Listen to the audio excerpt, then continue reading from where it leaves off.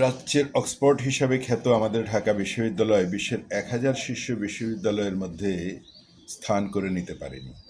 বহু বছর ধরে এটি নিয়ে আলোচনা সমালোচনা চলছে, বিশ্লেষণ চলছে কেন এই বিশ্ববিদ্যালয় বিশ্বের ১,০০০ শীর্ষ বিশ্ববিদ্যালয়ের একটি হতে পারেনি, যেখানে বাংলাদেশের চট্টগ্রাম বিভাগের সম আয়তনের রাষ্ট্র ইসরায়েলের একাধিক বিশ্ববিদ্যালয় ১,০০০ নয়, বিশ্বের ৫০০ শীর্ষ বিশ্ববিদ্যালয়ের মধ্যে স্থান করে নিয়েছে এবং সেসব বিশ্ববিদ্যালয়ের ছাত্ররা অনেকবার নোবেল পুরস্কারে ভূষিত হয়েছেন তাদের কর্মকাণ্ডের জন্য। সেখানে আমাদের বিশ্ববিদ্যালয়টি ১,০০০ বিশ্ববিদ্যালয়ের একটি হতে পারেনি। আমাদের রাগ ছিল, দুঃখ ছিল, অভিমান ছিল, এটা নিয়ে বিচার বিশ্লেষণ হচ্ছিল, কোথায় ত্রুটি, কোথায় অক্ষমতা, কেন আমাদের এই গর্বের ধন প্রাচ্যের অক্সফোর্ড বিশ্বের ১,০০০ বিশ্ববিদ্যালয়ের একটি হতে পারেনি। কিন্তু এখন ভুল ভাঙতে শুরু করেছে যে আসলে আমাদের এই বিশ্ববিদ্যালয়টি সেরা ১,০০০ মধ্যে হওয়ার জন্য চেষ্টাই করেনি, অন্তত বিগত অনেক বছর ধরে চেষ্টাই করেনি, বরং বিশ্বের নিকৃষ্টতম বিশ্ববিদ্যালয় হওয়ার জন্য আপ্রাণ চেষ্টা করে যাচ্ছে। এখন পর্যন্ত সেটি অব্যাহত রয়েছে।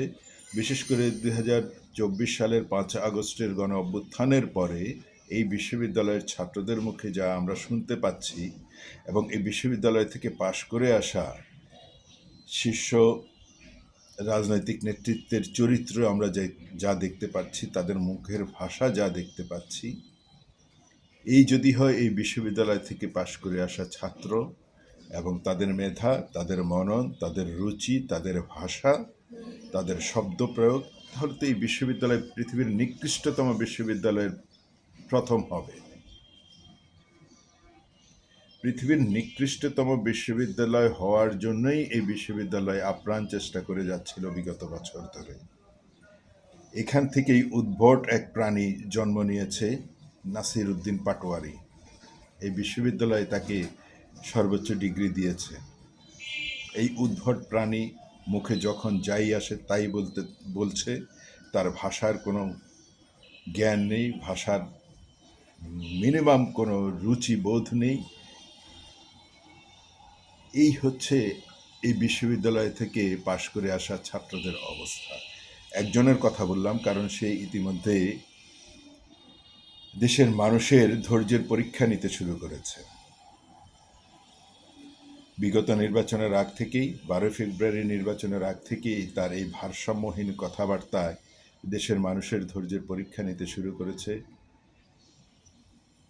সাধারণত যারা মাদকাসক্ত থাকে তারা এরকম ভারসাম্যহীন কথা বললে মানুষ ধরে নেয় যে তার অতিরিক্ত মাদকাসক্তির কারণে তার এই জ্ঞান লোপ পেয়েছে, তার রুচির বিকার ঘটেছে, এই জন্য সে এরকম আবল তাবল বকে।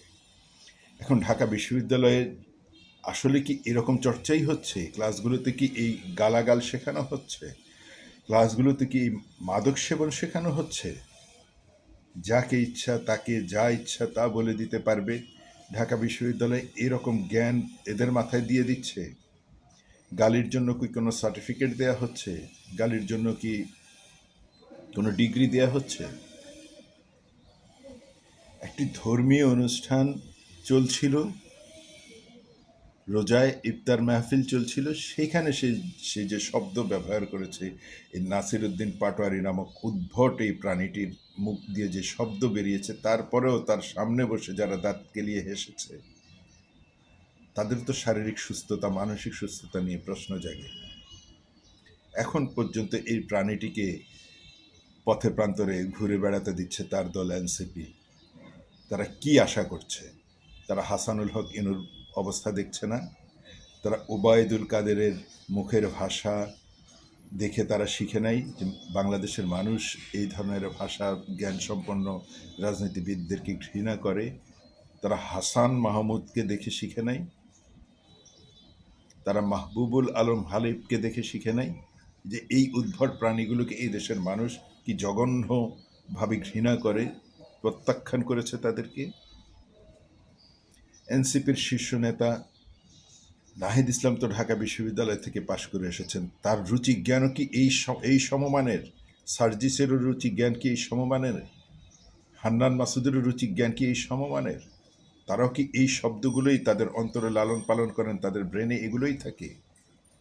যাকে ইচ্ছা যা তা বলে বেড়াচ্ছেন, এমনকি প্রধানমন্ত্রীর মেরুদণ্ড ভেঙেছে একবার, গোয়েন্দারা আরেকবার কারা ভাঙবে সেই হুমকি দিচ্ছে। এই উদ্ভট এই জানোয়ার এই হুমকি দিচ্ছে।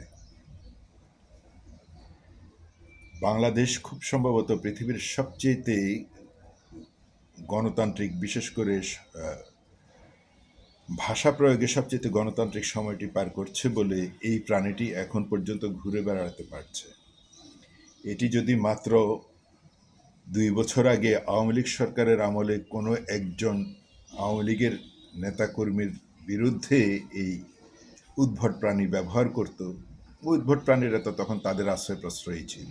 তারা সেখান থেকেই তো শিখেছে। তারা তো ওবায়দুল কাদেরের শিষ্যত্ব গ্রহণ করেছে, তারা তো হাসাও মাহমুদের শিষ্যত্ব গ্রহণ করেছে, তারা তো হাসানুল হক ইনুর শিষ্যত্ব গ্রহণ করেছে, যে হাসানুল হক ইনুকে মন্ত্রিত্ব দেয়াই হয়েছিল শুধুমাত্র বেগম খালেদা জিয়াকে ঘুম থেকে উঠে এবং রাত্রে ঘুমাতে যাওয়ার আগ পর্যন্ত বকাবকি করার জন্য, বিএনপিকে বকাবকি করার জন্য। তার মন্ত্রিত্ব পাওয়ার একমাত্র নির্দেশনাই ছিল যে সে বিএনপিকে বকবে এবং খালেদা জিয়াকে বকবে। তাদেরই তো আশ্রয় প্রশ্রয় ছিল গুপ্ত বাহিনী হিসেবে, সেখান থেকেই তো তারা পয়দা হয়েছে। ঢাকা বিশ্ববিদ্যালয় এই শিক্ষায় শিক্ষিত করেছে, আর তারা শিষ্যত্ব গ্রহণ করেছে অসভ্য ওবায়দুল কাদেরের, অসভ্য হাসান মাহমুদের, হাসানুল হক ইনুদ্দের, যাদের মুখের ভাষা দেখে আওয়ামী লীগেরও অনেক বিদগ্ধ নেতাকর্মী মুখ আড়াল করে কান্না করেছে যে এই আওয়ামী লীগের এই দশা, দেশের সর্বপ্রাচীন রাজনৈতিক দলটির শীর্ষ নেতাদের মুখের ভাষা এই। কিন্তু তারা তখন বাস্তবতার কারণে বলতে পারেনি। এখন তারা ভুক্তভোগী, দেশে বসে থেকে পুলিশের হামলা মামলা মোকাবেলা করে তারা বুঝছে যে তাদের উপর দিয়ে কী নির্যাতন চলছে। সেই ওবায়দুল কাদেরদের অপরাধের দায়ভার এই কর্মীদেরকে নিতে হচ্ছে, এইসব ত্যাগী কর্মীদেরকে নিতে হচ্ছে। এবং আরও কতদিন তাদের এই ত্যাগ স্বীকার করে যেতে হবে? তাদের জীবদ্দশায় তারা আবার কবে আওয়ামী লীগের সুদিন দেখবে, সেটি তাদের কাছে একটি স্বপ্নের মতো। কিন্তু এই নাসিরউদ্দিন পাটোয়ারি এই প্রাণী এখন পর্যন্ত বাংলাদেশের রাজনীতিতে যা ভূমিকা রেখেছে, এটি ঘৃণা করা ছাড়া আর কোনো বিন্দু পরিমাণ অবশিষ্ট নেই তাকে সম্মান দেওয়ার। এই প্রাণীটিকে হয়তো চিড়িয়াখানায় রাখতে হবে, না হয় জাদুঘরে রাখতে হবে, না হয় পাবনার কোনো মানসিক হাসপাতালে ভর্তি করে তার সুস্থতা কামনা করতে হবে।